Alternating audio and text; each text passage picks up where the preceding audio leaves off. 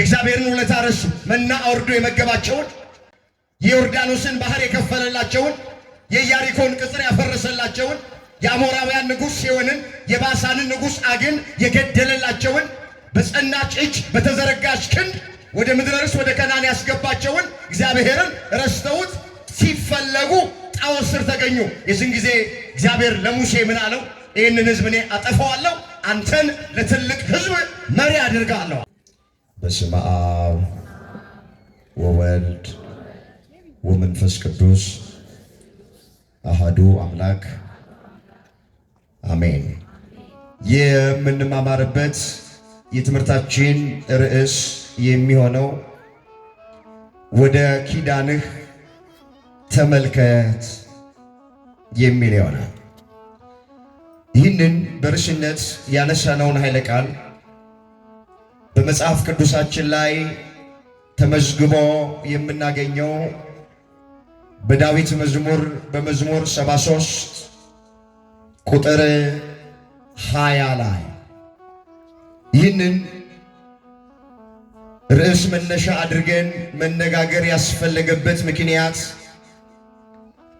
ሁላችን እንደምናውቅ እንደ ቤተ ክርስቲያናችን ሥርዓት መሠረት በየዓመቱ የካቲት 16 ቀን በዛሬው ቀን ማለት ነው በቤተ ክርስቲያናችን ከምናከብራቸው በዓላት መካከል አንዱ የሆነው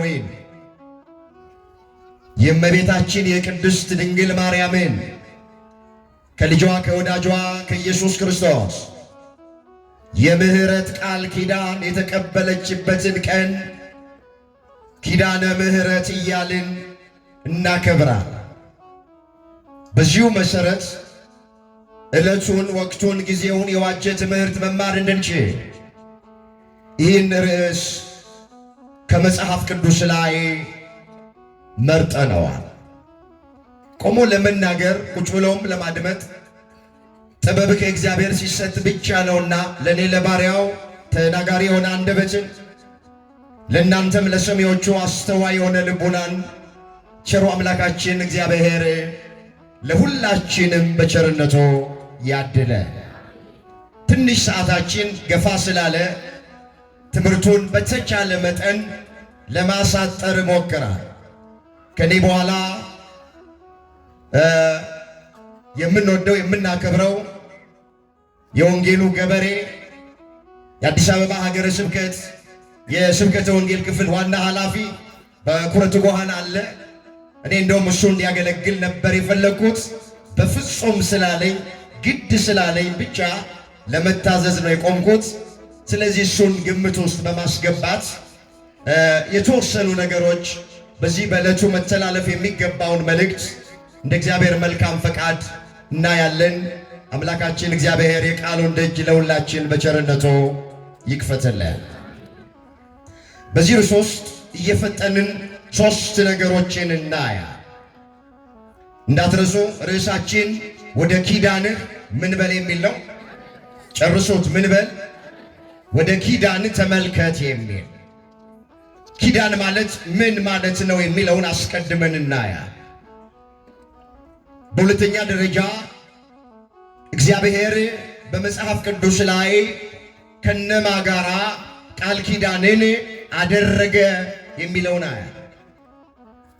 ሶስተኛና የመጨረሻ ዛሬ የምናከብረው በዓል ምን እንደሆነና ከበዓሉ የምንማረው ነገር ምን እንደሆነ ተመልክተን ትምህርታችንን እንቋጨዋል። እንግዲህ በርዕስነት ያነሳነው ቃል በዚህ ስፍራ ላይ የተነገረው ዳዊት ተብሎ በሚጠራ ሰው ነው። ከፍ ብለን ስንመለከት ቁጥር 19 ላይ እንዲህ ተብሎ ተመዝግቧል። የምትገዛልህን ነፍስ ለአራዊት አትስጣት፣ የችግረኞችን ነፍስ ለዘወትር አትርሳ፣ ወደ ኪዳንህ ተመልከት ነው ያለው። እግዚአብሔር ለአባቶቻችን ወደ ገባው ኪዳን ይመልከትልን። እንግዲህ ሁላችን እንደምናውቅ ዳዊት እግዚአብሔር ከእረኝነት ለንጉሥነት ከዋሻ ደግሞ እግዚአብሔር ለሰገነት ያበቃው ሰው ነው። አባትና እናቱ በተውት ጊዜ እግዚአብሔር ያስታወሰው ሰው ነው ዳዊት ነው። ሲዘምር እሱ ራሱ ምን ብሎ ነው የዘመረው? አባትና እናቴ ትተውኛል፣ እግዚአብሔር ግን ተቀብሎኛል ነው ያ። እዛ መዝሙር 26 ቁጥር 10 ላይ የተመዘገበ እግዚአብሔር ቃል አባትና እናቴ ትተውኛል፣ ነገር ግን እግዚአብሔር ተቀብሎኛል አለ። አዎ ዳዊትን እናትና አባቱ ወላጆቹ ትተውታል። ወላጆቹ ቢተውት እግዚአብሔር ተቀብሎታል። እረኛ ነበረ፣ ንጉሥ አደረገው። ዋሻ ውስጥ ነበረ፣ ሰገነት ላይ አወጣው። ከአንድም 7 ሀብታት እግዚአብሔር ሰጠው። ወገኖቼ ሰው ሊተወን ይችላል። ትልቁ ነገር በእግዚአብሔር አለመተው ነው። ሰው ሊረሳን ይችላል፣ ነገር ግን እግዚአብሔር አይረሳንም። ሰው ቢሰብር ማን ይጠግናል? ንገሩኝ፣ ማን ይጠግናል? ሰው የረሳውን ማን ያስታውሰዋል? ሰው ቢጠላን ማን ሊወደን ይችላል? ዳዊትን ወላጆቹ ረስተውታል፣ ወላጆቹ ትተውታል። እሱ ራሱ እንደተናገረ እናትና አባቴ ትተውኛል፣ እግዚአብሔር ግን ተቀብሎኛል አለ። ከእረኝነት ስፍራ መርጦ ንጉሥ አደረገ። እግዚአብሔር ከወደደ እረኛውን ንጉሥ ማድረግ ይችላል። ማንም ሰው አጋፋሪ መሆን አይችልም፣ ማንም መከልከል አይችልም። እግዚአብሔርን ምን ታደርጋለህ፣ ምን ትሰራለህ ብሎ የሚጠይቀው ማንም ሰው የለም። እሱ ነው እንግዲህ በርዕስነት ያነሳነውን ቃል የተናገረው። ወደ ኪዳንህ ተመልከት አለ። ኪዳን ማለት ምን ማለት ነው የሚለውን እስኪ ባጭሩ ላይ ወገኖቼ፣ ኪዳን የሚለው ተካሄደ ወይም ተማማለ ከሚለው የግዕዝ ግስ የወጣ ቃል። በአማርኛ ኪዳን ማለት ውል፣ ስምምነት፣ መሐላ ማለት ሊሆን ይችላል። የኪዳን ትርጉም ባጭሩ ይሄ ነው። ወገኖቼ ኪዳን እግዚአብሔር ከሰው ጋር ገብቷል። ሰው ደግሞ ከሰው ጋር የሚገባው ኪዳን እየተባለ ይጠራል። ሁለትና ከሁለት በላይ የሆኑ ሰዎች ሲዋዋሉ፣ መሐላ ሲያደርጉ ኪዳን ገቡ፣ ኪዳን አደረጉ ይባላል። ስለዚህ በመጽሐፍ ቅዱስ እግዚአብሔር ከፍጥረቱ ጋር ቃል ኪዳን ገብቷል። ሰዎች ደግሞ ከሰዎች ጋር ቃል ኪዳንን አድርገዋል። እኛ አሁን ትኩረት አድርገን በዚህ አጭር ሰዓት ውስጥ የምንመለከተው ሰው ከሰው ጋር ያለውን ኪዳን፣ ውል፣ ስምምነት አይደለም። እኛ አሁን የምናየው ትኩረት አድርገን እግዚአብሔር ከፍጥረቱ ጋር ከሰው ልጆች ጋር ስለገባው ቃል ኪዳን ነው። ወደ ሁለተኛው ሐሳብ ልሂድ። በመጽሐፍ ቅዱስ እግዚአብሔር ከነማን ጋር ቃል ኪዳን አደረገ?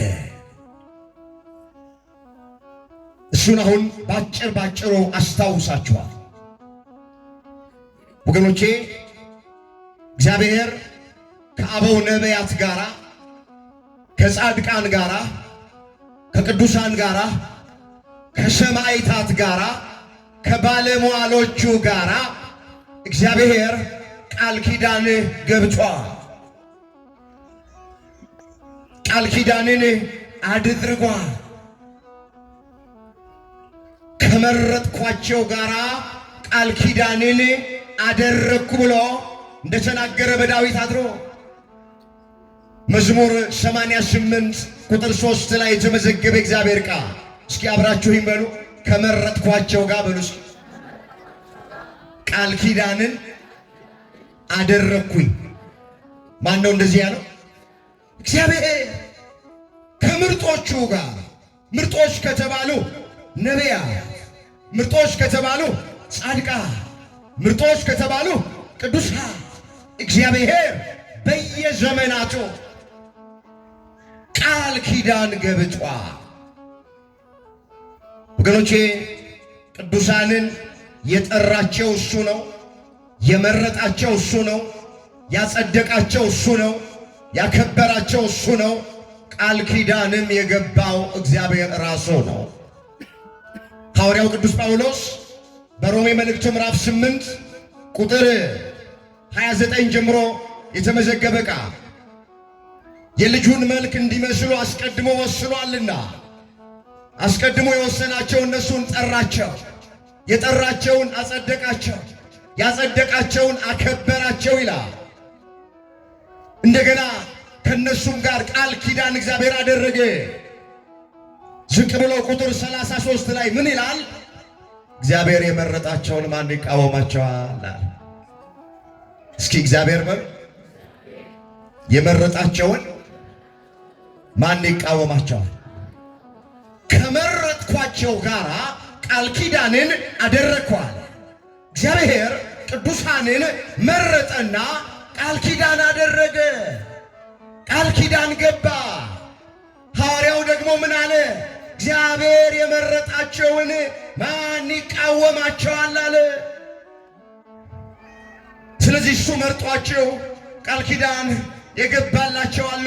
በቤተ ክርስቲያናችን አስተምሮ መሰረት 7ቱ ኪዳናት ተብሎ ቢጠሩ ስንቱ ኪዳናት አልኳቸው? አቤት 7ቱ ኪዳናት የሚባሉ አሉ። አሁን 7ቱንም ኪዳናት እየዘረዘርኩኝ ለማየት ጊዜ አይበቃኝ። ምንድነው የሚለው መጽሐፍ? ስለ ሶምሶንና ስለ ባርቅ፣ ስለ ዮፍታሔና ስለ ሳሙኤል፣ ስለ ቀሩት ነቢያት ልተርክላችሁ ወደድኩኝ፣ ሁሉን እንዳልተርክ ጊዜ ያጥርብኛል አለ። ዕብራውያን 11 ቁጥር 32 ላይ እኔው አሁን ስለ 7ቱ ኪዳናት እያንዳንዱን እንዳልመለከት እንዳልተርክላችሁ ጊዜ ይገድበኛል። ግን እንዲህ ጥቂቱን ጠቁሜ አልፋለሁ። ከ7ቱ ኪዳናት መካከል የመጀመሪያው እግዚአብሔር ኪዳን የገባው ከአዳም ጋር ነው። ኪዳነ አዳም እየተባለ ይጠራ። ንገሩኝ፣ ኪዳነ ማን አልኳችሁ? ኪዳነ አዳም። ምንድነው ኪዳኑ? ከ5 ቀን ተኩል በኋላ ከልጅ ልጅ ተወልጄ ምን እልሃለሁ? አቤት! ይሄ ነው ኪዳነ አዳም እየተባለ የሚጠራ።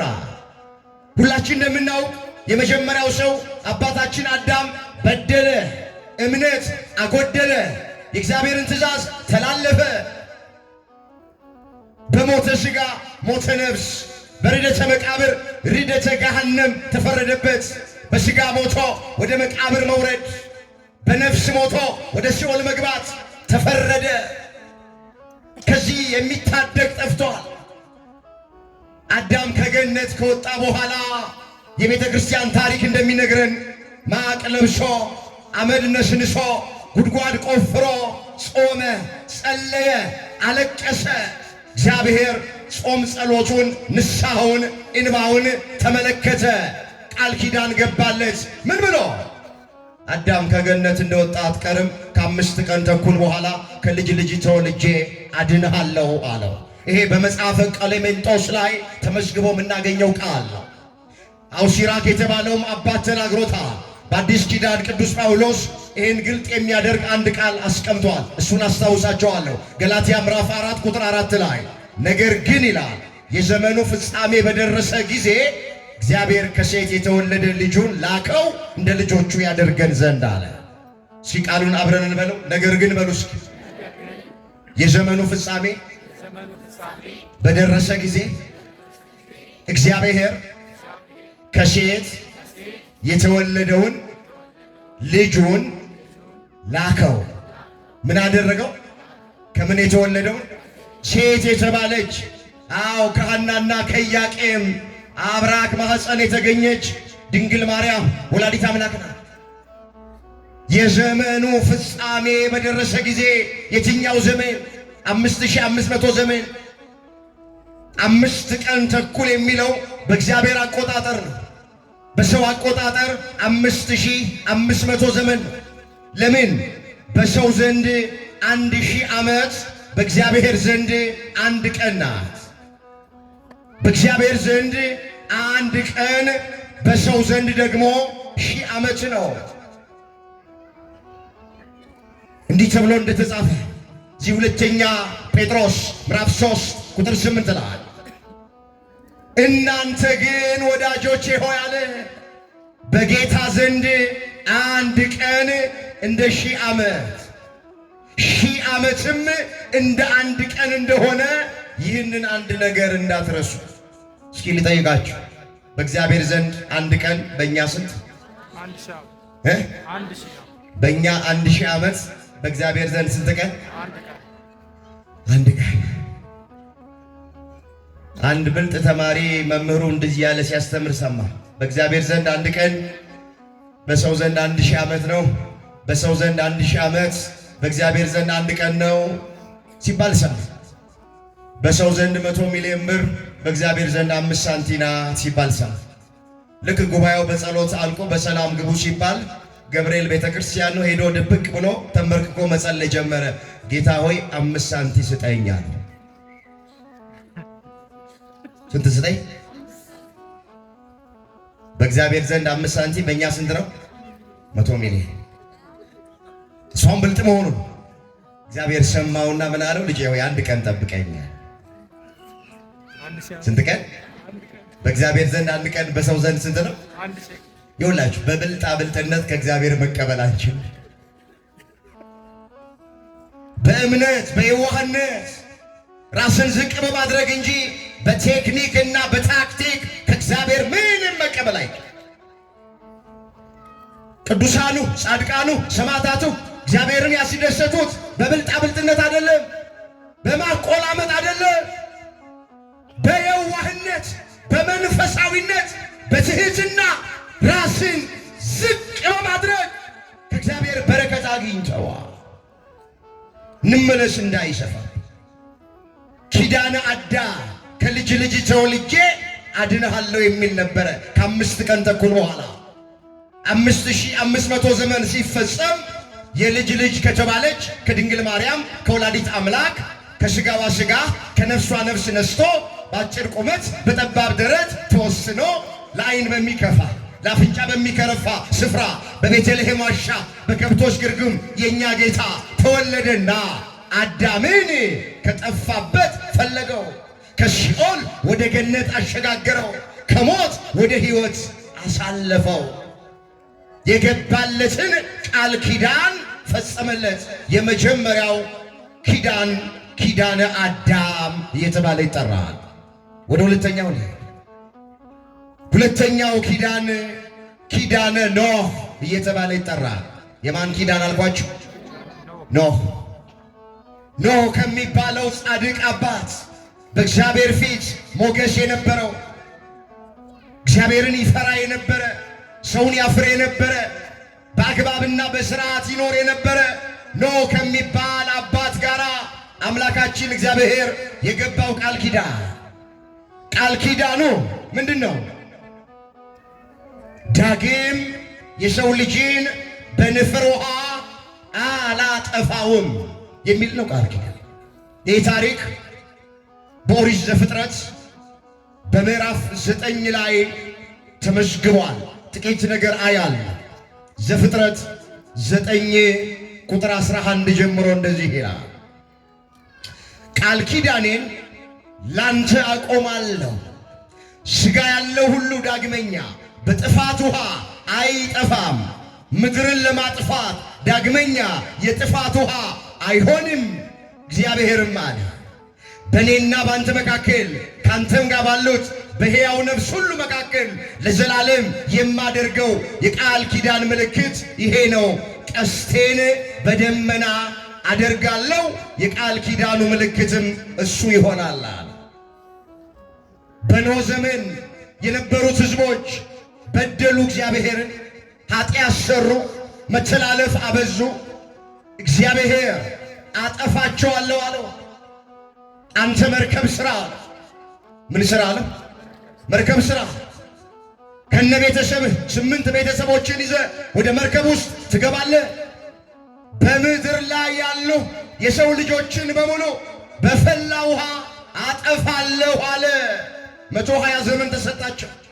በተሰጣቸው 120 ዓመት ሊጠቀሙ አልቻሉም። የቤተ ክርስቲያን ታሪክ እንደሚነግረን 60 ዓመት የሥጋችንን ፍቃድ እንፈጽምና 60 ዓመቱን ንስሐ እንገባበታለን አሉ። 120ውን ለሁለት ከፍለው 60 አለቀች። አሁን ደግሞ ምን አሉ? 30ዋን ጨፍረን በልተን ጠጥተን የሥጋችንን ፍቃድ ፈጽመን በ30ዋ ንስሐ እንገባለን አሉ። 30ዋም አለቀች። እንደዚህ ሲሉ የተሰጣቸው 120 ዘመን አለቀ ነው የሚለው። በተሰጣቸው ዕድል ሳይጠቀሙ፣ በተሰጣቸው ጊዜ ሳይጠቀሙ እግዚአብሔር የቀጠራት ቀን ደረሰች። ኖህ ከ8 ቤተሰቦቹ ጋር 3 ወንድ ልጆች አሉት፣ ሴም፣ ካም፣ ያፌት። የልጆቹ ሚስቶች አሉ። ኖህና ሚስቱ አንድ ላይ 8 ናቸው። 8 ሆነው ወደ መርከቡ ውስጥ ገቡ። እግዚአብሔር ከታችም ከላይም የፈላ ውሃ አዘነበና በዘመኑ የነበሩትን ሕዝቦች በሙሉ አጠፋቸው ይላል። ኖህ መርከቡ ውስጥ ገብቶ ዳነ። ምን ውስጥ ገብቶ ዳነ? ወገኖቼ በኖህ መርከብ የምትመሰለዋ ቅድስት ቤተ ክርስቲያን። ከኖህ መርከብ ውጭ ያሉ ሰዎች በንፍር ውሃ ጠፍተው ነበረ። መርከቡ ውስጥ ገብተው የነበሩት ግን እንስሳቱም የሰው ልጆችም በሙሉ ከጥፋት ውሃ ድነው ነበረ። በዚህ ዘመን ወገኖቼ ለመዳን ከፈለግን በንስሐ በኖህ መርከብ ወደምትመሰለዋ ቤተ ክርስቲያን እንግባ። መርከባችሁን ስሩ ወንድሞቼ እህቶች። መርከብ መስራት በቁሙ እንደ ኖህ መርከብ መስራት አይደለም። ከእንጨት ከብረት መርከብ መስራት አለ። ንስሐ መግባት ነው መርከብ መስራት። ወደ ቤተ ክርስቲያን በንስሐ መግባት፣ በጾም መግባት፣ በጸሎት መግባት፣ ከጥፋት ለመዳን ከሞት ለመዳን ከዲያብሎስና ከሰራዊቱ ለመዳን ለማምለጥ ከፈለጋችሁ ብዙዎቻችሁ ወጣቶች ናችሁ፣ ግቡ ወደ ቤተ ክርስቲያን። ሁለተኛው ኪዳነ ኖህ ነው። ኪዳኑ ወገኖቼ ዳግም የሰው ልጆችን በንፍር ውሃ አላጠፋም። ለዚህ ምልክት የሚሆነው ቀስተ ደመና ነው አለ የቤተ ክርስቲያን ሊቃውንት። ቀስተ ደመና የእመቤታችን የቅድስት ድንግል ማርያም ምሳሌ ናት ይላል። የኖህ ቀስተ ደመና ይሏታል። ያ ቀስተ ደመና ሁለተኛ የጥፋት ውሃ እንዳይመጣ ምልክት እንደሆነ እመቤታችንም የኛ የድህነታችን ምልክታችን ናት። መጽሐፍ እንደዚህ ይላል ኢሳይያስ 7 ቁጥር 14 ጌታ ራሱ ምልክት ይሰጣችኋል። ምን ይሰጣችኋል? ምን ይሰጣችኋል? ምልክት ይሰጣችኋል። ምልክቱ ምንድን ነው? ድንግል በድንግልና ትጸንሳለች፣ ወንድ ልጅንም ትወልዳለች፣ ወይም ወልድን ትወልደዋለች፣ ስሙንም ማን ትለዋለች? ወገኖቼ ቀስተ ደመናችን ዳግም የሰው ልጆችን እግዚአብሔር በመርገም እንዳያጠፋ በፍዳ በኩነኔ እንዳይጠይቅ ምልክት ተደርጋ የተሰጠሽን ድንግል ማርያም ወላዲት አምላክ ናት። ክብር ይግባት፣ አመስግኗት። እመቤታችን ምልክታችን እሷ ናት። ምን አለ በሌላ ስፍራ ላይ የሰራዊት ጌታ እግዚአብሔር ዘር ባያስቀርልን ኖሮ እንደ ሰዶም በሆንን ገሞራንም በመሰልን አለ ኢሳይያስ 1 ቁጥር 9 ላይ። እስኪ አብራችሁ ይመሩ። የሰራዊት ጌታ በሉ እስኪ። አልሰማኋቸውም። የሰራዊት ጌታ እግዚአብሔር ዘርን ባያስቀርልን ኖሮ እንደ ሰዶም በሆንን ገሞራንም በመሰልን። ሰዶምና ገሞራ ታውቃላችሁ፣ ሰው ተፈልጎ ሰው ስለጠፋ በእሳት ዲን ጠፍተዋል። እኛ ወገኖቼ እንዳንጠፋ በመዓት በቁጣ እንዳንጠፋ ወገኖቼ ከእግዚአብሔር የቀረችልን ንጽሕት ዘር የአዳምና የሔዋን ኃጢአት ያላረፈባት ንጽሕት ዘር ቅድስት ዘር ቅድስተ ቅዱሳን ብፅዕተ ብፁዓን ድንግል ማርያም ወላዲት አምላክ ናት። እሷን የሰጠን አምላክ የተመሰገነ ይሆን። ከፍ አድርጋችሁ አመስግኑ። ስለዚህ የኖህ ቀስተ ደመና ድንግል ማርያም ወላዲት አምላክ ናት። ሁለተኛው ኪዳነ ኖህ ነው። ከዚህ በኋላ ያሉትን ፈጠን ፈጠን ብዬ ዝም ብዬ ጠቁሜያችሁ ልለፍ። ሶስተኛው ኪዳነ መልከ ጼዴቅ። መልከ ጼዴቅ በብሉይ ኪዳን የጌታችን የመድኃኒታችን የኢየሱስ ክርስቶስ ምሳሌ ተደርጎ የተጠቀሰ። አራተኛ ኪዳነ አብርሃም። ከአብርሃም ጋር እግዚአብሔር የገባው ቃል ኪዳን እሱ ግዝረት ነው። አራተኛው እሱ ነው። ኪዳነ አብርሃም የ8 ቀን ልጅ እንዲገረዝ ማለት በዘርህ አሕዛብ ሁሉ ይባረካሉ ተብሎ የአብርሃም ዘር በሆነች በድንግል ማርያም ዓለም ሁሉ እንደሚባረክ አስቀድሞ ለአብርሃም ቃል ኪዳን ገብቶለታል። አራተኛው ኪዳነ አብርሃም። አምስተኛ ኪዳነ ሙሴ። ከሙሴ ጋር እግዚአብሔር የገባው ቃል ኪዳን ደጉ ሙሴ፣ የዋሁ ሙሴ ሕዝቡን ከምታጠፋ እኔን ከሕይወት መጽሐፍ ደምስሰኝ ያለ ሙሴ። እግዚአብሔር ከሁላችን ጋር ይሆን። መብራቱን ማን ያጠፋ? ሴጣን እናት። አይ መብራት መጥቶ ነው ይመስለኛል። በጀነሬተር ነበረ። አሁን ዋናው መስመር መብራት መጥቶ ነው። እግዚአብሔር የተመሰገነ ይሁን። እንመለስ ፈጠን ፈጠን ብዬ ትምህርት የለባች። ስንተኛው ላይ ነበር?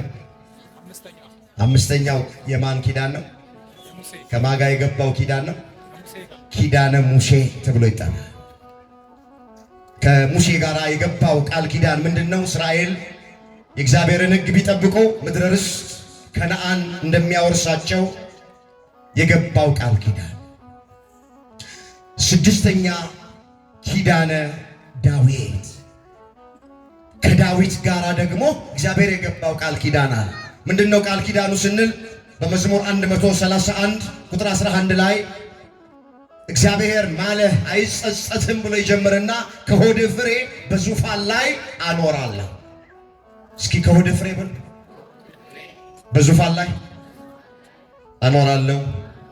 ለጊዜው ከሆድ ፍሬ በዙፋን ላይ አኖራለሁ ሲል ስለ ልጁ ስለ ሶሎሞን የተነገረ ቃል፣ ስለ ዳዊት ልጅ ስለ ሶሎሞን በዳዊት ፈንታ ንጉሥ ሆኗልና ለፍጻሜው ከሆድ ፍሬ በዙፋን ላይ አኖራለሁ ሲል ስለ ኢየሱስ ክርስቶስ የተነገረ ቃል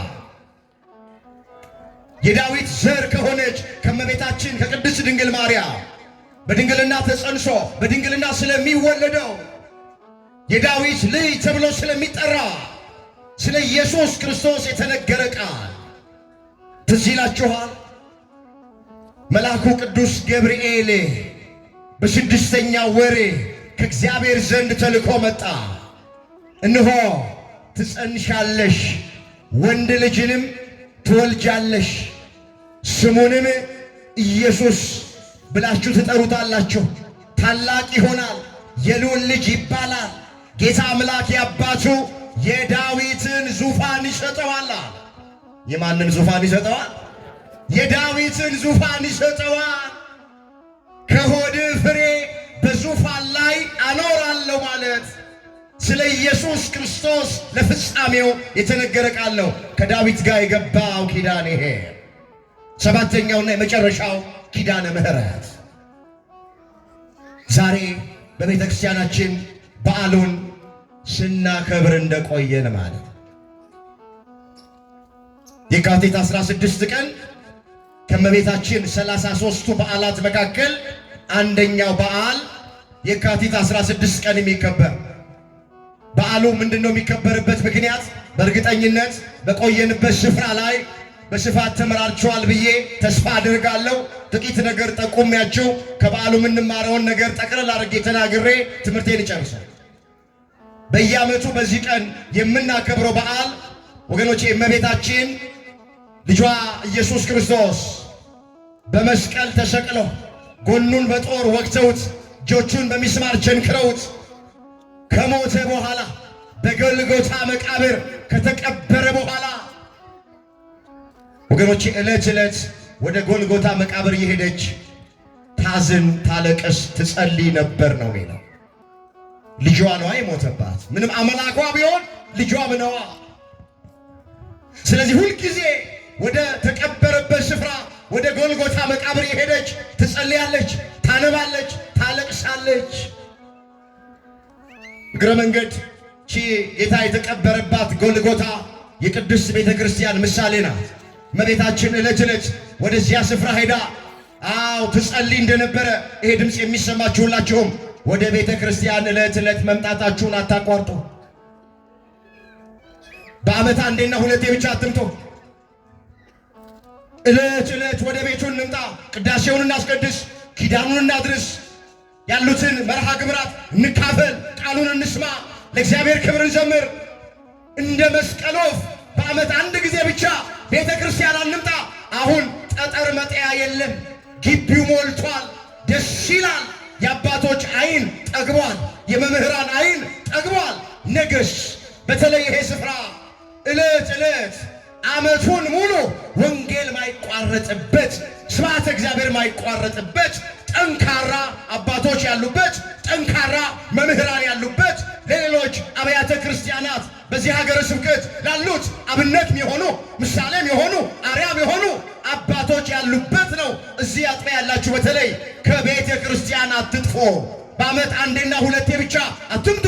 ድንግል ማርያም ልጇ ከእሷ ከተለየ በኋላ ወደ ተቀበረበት ስፍራ ወደ ጎልጎታ መቃብር ዕለት ዕለት እየሄደች ትጸልያለች፣ ታዝናለች፣ ታለቅሳለች።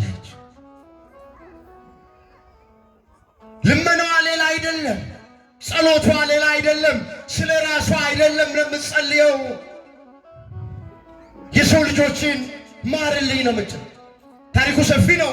ተገለጠ ልጇ በዛሬው ቀን የካቲት 16 ቀን ተገለጠለት።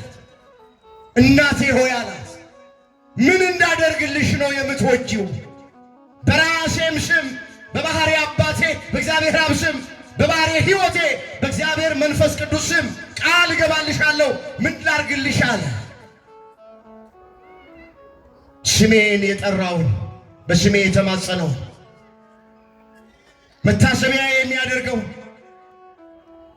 በስሜ የተራበ የሚያበላውን፣ የተጠማ የሚያጠጣውን፣ የታረዘ የሚያለብሰውን፣ በስሜ ቤተ ክርስቲያን የሚያንጸውን የሚያሳንጸውን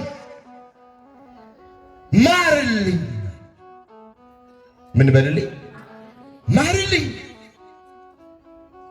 የዚህን ጊዜ ያልሽኝን የለመንሽኝን ፈጽሜልሻለሁ። በስምሽ የተማጸነውን መታሰቢያሽን የሚያደርገውን፣ የተራበውን በስምሽ የሚያበላውን፣ የተጠማውን በስምሽ የሚያጠጣውን፣ የታረዘውን በስምሽ የሚያለብሰውን፣ ቤተ ክርስቲያን የሚያንጸውን የሚያሳንጸውን፣ ለቤተ ክርስቲያን መገልገያ የሚያስፈልገውን በስምሽ ለሚያደርገውን በሙሉ እምርልሻለሁ ብሎ ልጇ ኢየሱስ ክርስቶስ በዛሬው ቀን ቃል ኪዳን ገባላት። ክብር ይግባት ወላዲተ አምላክ። ይህንን ነው ዛሬ በቤተ ክርስቲያናችን እያሰብን ያለ፣ ይህንን ነው እያከበርን ያለ ነው። በቤተ ክርስቲያናችን በቆየንበት ስፍራ ላይ ታሪኩ ሲተረክልን ሲነገርን ስንማማር እንደነበረ ማለት ከመቤታችን ጋራ ነው። መጨረሻ ሰባተኛው ኪዳን ኪዳነ ምሕረት የሁሉም ኪዳናት መጠቅለያው፣ ማሰሪያው፣ መካተቻው፣ ማህተሙ ኪዳነ ምሕረት ኪዳነ ማርያም ቢባል ይሻላል። ከመቤታችን ጋራ የገባው ቃል ኪዳን፣ ከእናቱ ጋራ የገባው ቃል ኪዳን አምላካችን እግዚአብሔር ለእናቱ ስለገባው ቃል ኪዳን ብሎ አገራችንን ኢትዮጵያን በመልካም ያስብልን፣ ቤተ ክርስቲያናችንን ያስብልን፣ ሁላችንንም በቃል ኪዳኑ እግዚአብሔር ያስበ። ምእመናን ይሄ ድምፅ የሚሰማችሁ ባካችሁ ወደ ኪዳን ተመልከት እንበለው። ወደ ርዕሳችን ጋር ወደ ምን ተመልከት? ወደ ኪዳን ተመልከት እንበለው። በተለይ በዚህ ዘመን ለእናት ወደ ገባኸው ኪዳን ተመልከት እንበል። ሀገራችን ያለችበትን ሁኔታ እናውቃለን። ቤተክርስቲያናችን ያለችበትን ሁኔታ እናውቃለን። የኑራችንን ሁኔታ እናውቀዋለን።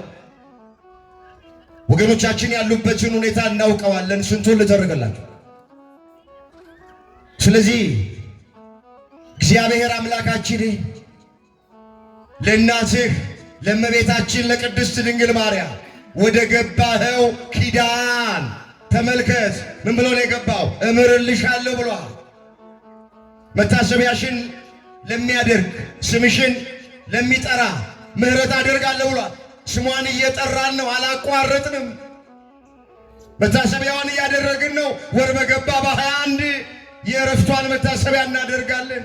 ወር በገባ 16 ቃል ኪዳን የተቀበለችበትን መታሰቢያ እናደርጋለን። ወር በገባ 1 የልደቷን መታሰቢያ እናደርጋለን። ወር በገባ 3 ባሳ ማርያም እያልን ወደ ቤተ መቅደስ የገባችበትን መታሰቢያ እናደርጋለን። ስለዚህ ወደ ኪዳን ተመልከት፣ እምርልሻለሁ ብለሃል፣ ማረን እንበለው። ከኛ ቢጠበቅ ይኸውላችሁ፣ አሁን በዓል አክብሮ አጨብጭቦ እልል ብሎ መሄድ ቁም ነገር አይደለም። ከበዓሉ የምንማረው ምንድን ነው? ቁም ነገር እንዴ! ብሉይ ኪዳንን እኮ ስንመለከት በአንድ ወቅት እስራኤል ከግብፅ ምድር ወጥተው ወደ ምድረ ርስት ወደ ከነዓን ሲጓዙ ጣዖት በማምለክ እግዚአብሔርን አስቆጡት፣ አሳዘኑት፣ በደሉት። ያጠፋቸውን ዘንድ ወደደ እግዚአብሔር። የእግዚአብሔርን ውለታ ረሱ። መና አውርዶ የመገባቸውን፣ ከዓለት ከጭንጫ ውሃ አፍልቆ የጠጣቸውን፣ የዮርዳኖስን ባህር የከፈለላቸውን፣ የኢያሪኮን ቅጥር ያፈረሰላቸውን፣ የአሞራውያን ንጉሥ ሴዎንን የባሳንን ንጉሥ ዐግን የገደለላቸውን፣ በጸናች እጅ በተዘረጋች ክንድ ወደ ምድረ ርስት ወደ ከነዓን ያስገባቸውን እግዚአብሔርን ረስተውት ሲፈለጉ ጣዖት ስር ተገኙ። የዚህን ጊዜ እግዚአብሔር ለሙሴ ምን አለው? ይህንን ሕዝብ እኔ አጠፋዋለሁ፣ አንተን ለትልቅ ሕዝብ መሪ አድርጋለሁ። ሙሴ ምን አለ ለእግዚአብሔር? ሕዝቡን ከምታጠፋ እኔን ከሕይወት መጽሐፍ ደምስሰኛል። እንደዚህ አይነት መሪዎች ለዓለማችን እግዚአብሔር ይስጠልን። ከራሳቸው በላይ ለሚመሩት ሕዝብ የሚጨነቁ። ሙሴ ያለውን ተመልከቱ። እስራኤልን ከምታጠፋ እኔን ከሕይወት መጽሐፍ ደምስሰኝ አለ። ከራሱ ይልቅ ሙሴ ለሚመራው ሕዝብ ተጨነቀ። ከዛ ዝቅ ብሎ ምን ይላል? ይህን የምታገኙት ኦሪት ዘጸአት ምዕራፍ 32 ቁጥር 13 ላይ ነው። ስለ ባለመዋሎችህ ቃል ኪዳን ስለገባህላቸው ስለ አብርሃም፣ ስለ ይስሐቅ፣ ስለ ያዕቆብ ስትል እባክህ ማረን፣ እባክህ ይቅር በለን፣ እባክህ ተለመነን ብሎ ሙሴ እግዚአብሔር ፊት ቆመ። እግዚአብሔርን ለመነ። እግዚአብሔርም ስለ አብርሃም፣ ስለ ይስሐቅ፣ ስለ ያዕቆብ ቃል ኪዳን መሐላ ሲል ከመዓት ወደ ምሕረት ከቁጣ ወደ ትዕግሥት ዘንበል አለላቸው ይላል። እግዚአብሔር የተመሰገነ ይሁን። መሐላውን አሰበ፣ ቃል ኪዳኑን አሰበ። እኛም ኢትዮጵያውያን ይህ ድምፅ የሚሰማቸው ኦርቶዶክሳውያን ለእመቤታችን ስለገባው ቃል ኪዳን አገራችን ኢትዮጵያን አስብ እንበል። ቤተ ክርስቲያናችንን አስብ እንበል። ትዳራችንን አስብ እንበል። ስራችንን፣ ንግዳችንን አስብ እንበል። ልጆቻችንን አስብ እንበል። ሕይወታችንን አስብ እንበል።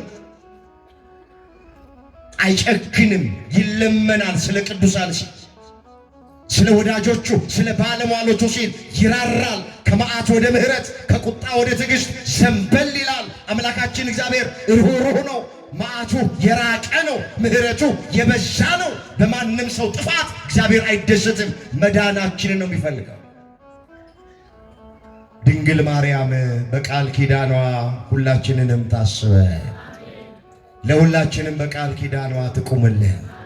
አምላካችን እግዚአብሔር ከእናቱ ጋር ስለገባው ቃል ኪዳን ብሎ እቺ ክፉ ነገር የሚሰማባት ክፉ ነገር የሚታይባት አገራችን ኢትዮጵያን ታሪኳን ይቀየራል። ይችላል አይችል? እስኪ ይችላል። እግዚአብሔር ያክብራችሁ ወገኖቼ። የሁላችሁ የመጨረሻ ቃሌ ነው። እግዚአብሔር የሚሳነው ነገር የለም። መጽሐፍ ቅዱስን ስናነብ ብሉይ ኪዳንም አዲስ ኪዳንም እግዚአብሔር የኪዳን አምላክ ነው። ስለ ኪዳኑ ሲል ይምራል፣ ይቅር ይላል፣ ይራራል። እናውቃለን እኛ ደካሞች ነን። እናውቃለን እኛ ኃጢአተኛዎች ነን። እናውቃለን እኛ ለእግዚአብሔር አልተመቸነው። ግን ለሱ የተመቹት ወገኖቼ በሱ ዘንድ ሞገስ ያላቸው በሱ ዘንድ ተቀባይነት ያላቸው ብዙ እንደ ደመና ዙሪያችንን የከበቡን አሉ። ከነሱ መካከል ፊተኛዋ ቀዳማዊዋ ድንግል ማርያም ወላዲት አምላክ ናት።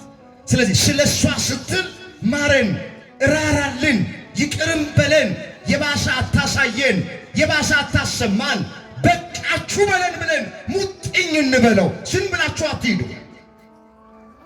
እርግጠኛ ሆኜ በእምነት ድፍረት እነግራችኋለሁ ስለ ኪዳነ ምሕረት ሲል ይራራልናል፣ ይለመነናል። አንጠረጥረው። አሁንም ስለ ኪዳነ ምሕረት ሲል ይለመነን። የዛሬ ዓመት ከቁጥር ሳያጎል ሁላችንን ያድርሰን። ለበላይ ሰብ፣ ለቅዱስ ኤፍሬም፣ ለአባ ሕርያቆስ፣ ለቅዱስ ያሬድ፣ ለዜና ማርቆስ የተለመነች ድንግል ማርያም ወላዲት አምላክ ለሁላችንም ትለመነን። ያስተማረን የመከረን የገሰጸን የአባቶቻችን አምላክ እግዚአብሔር ስሙ የተመሰገነ ይሁን።